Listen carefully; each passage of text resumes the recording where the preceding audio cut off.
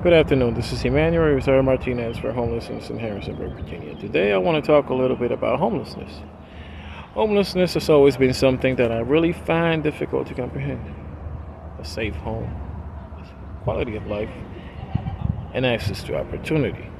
That is something that we all deserve to have. Almost daily I'm perplexed by wondering if there can ever be a solution and what it might be. The government complains about us, but let me ask you all this. What solutions are they bringing to the table? What are they doing to change this? When I talk about homelessness with friends, family, or colleagues, sometimes there's a tunnel vision view of what homeless people look like, what we wear, and why we are in this position in the first place.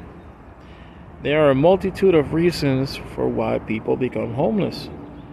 From alcohol and drug problems to challenging upbringings, mental health, severe health problems, and more.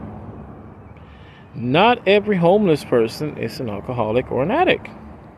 Simple economic issues are among the most critical factors contributing to homelessness.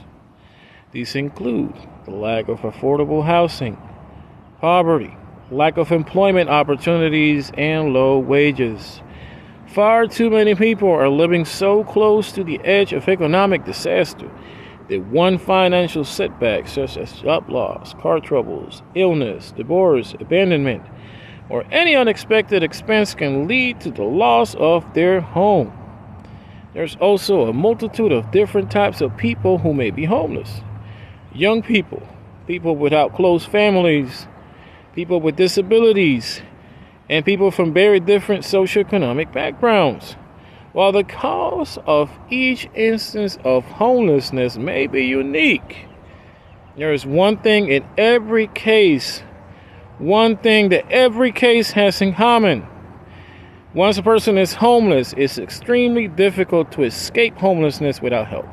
There's a myth that says that all people who are experiencing homelessness have to clean up and find a job and find a place to live.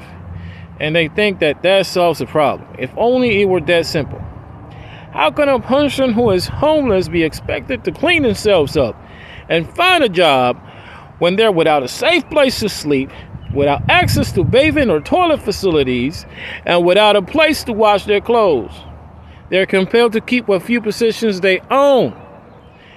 And they have to keep them with them at all times so they're not stolen.